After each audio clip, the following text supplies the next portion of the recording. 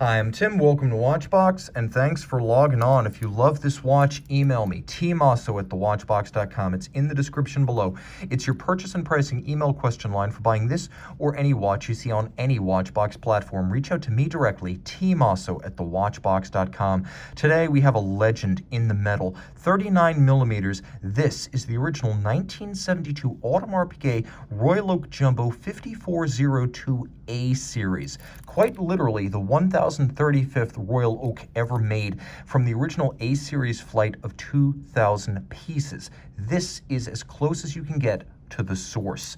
Now, 39 millimeters in diameter, that hasn't changed. As Gerald Genta intended when he designed the watch, it's perfectly sized and flatter than you'd imagine, as this model is thinner even than the current day Jumbo at only 7.3 millimeters thick. Now, measuring it from lug to lug across the case, it is 48 millimeters on the nose. Its stainless steel construction gives it a satisfying weight, but it's easy to forget these days just how outrageous the idea of an ultra-luxury stainless steel watch was in 1972, when the price was a then unfathomable 3,650 Swiss franc. The watch on my 16-centimeter circumference wrist sits flat, flush, limpet-like, and as you can see, easily slides underneath even the tightest of cuffs. It is the consummate dress watch, even as it is regarded as something of a pioneering ultra-luxury sports watch. I can recommend this one for a wrist as small as 13.5 centimeters circumference. And a big reason for that is that this bracelet, which was made originally by Gay Frères, is actually considerably more flexible than a modern offshore or Royal Oak bracelet would be. So it pulls down almost directly, meaning a smaller wrist can wear it, and it's one of the few Royal Oaks that actually wears true to size. It does wear like a 39 millimeter round watch. Now, about this bracelet, of course, the constructor was later purchased by Rolex, but it was famous for building ultra high quality luxury watch bracelets in the 70s in particular. Gay Frères constructed this bracelet, and I'm going to show you how I know, because their maker's mark is right on the interior of the clasp. So is 172, meaning this clasp was made in the first quarter of 1972, marking it as one of the absolute earliest in the production sequence. The individual links are hand finished, and as ever with these bracelets, the removable links are fixed by screws. You can also see the standard of construction at the time actually left some of the retaining bars that fix these links together slightly visible. You'll see the same thing if you look on old 3700 series Jumbo Nautilus models from the 1970s. It's just a different era in time, and there's a lovely craft quality to the way everything is put together.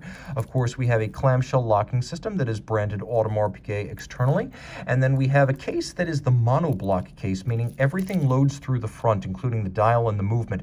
The caseback and the mid case are all one piece constructed together, which was part of Gerald Genta's notion of how the watch would go together, resist water, and maintain structural integrity as well as a thin profile. It should be noted that this watch, extraordinarily for a vintage timepiece, actually passed a 3 ATM water test when it was brought into our watchmaking department. The crown, of course, features a hexagonal form, as do the white gold bolts within the octagonal bezel.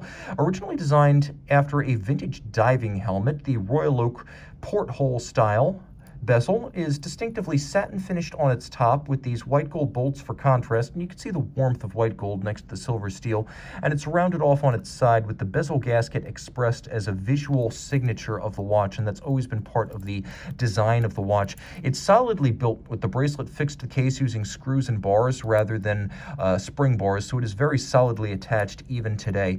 The timepiece I would describe as a 75 out of 100. The highlights are the quality of the bracelet and the clasp, as well as the cleanliness and originality of the tritium tapisserie dial. I would say that the bezel is probably the weakest element, though it remains serviceable, and of course, unlike the case and the movement, both of which have serial numbers, a bezel, if you wish, could always be serviced or replaced at Audemars Piguet.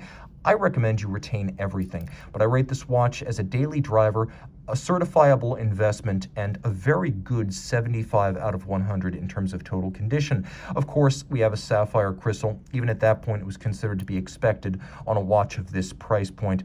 The timepiece does include a tapisserie dial that is navy, and it's a very dark navy blue, but you can see the color in the right light. It's almost black. The hobnail is laid down by a pantograph, a 19th century lathe, and the interesting thing about that is that it actually has the large hobnails, but if you you get super close, you begin to see that there are secondary textures, and you can see how concentrically it engraved out from the center, creating concentric milling lines as well as a very slight dimpled texture across the surface. The hands as well as the logo and the indices are all in white gold to resist tarnish and oxidation. You can see they are the original tritium. The dial would have been created at Stern Frère, which was a company that specialized in dial construction, and it has links to the Stern family, they of Patek Philippe. Stern Frère made the dials right up until 2011, at which point AP took over the supply and manufacturing of the tapisserie.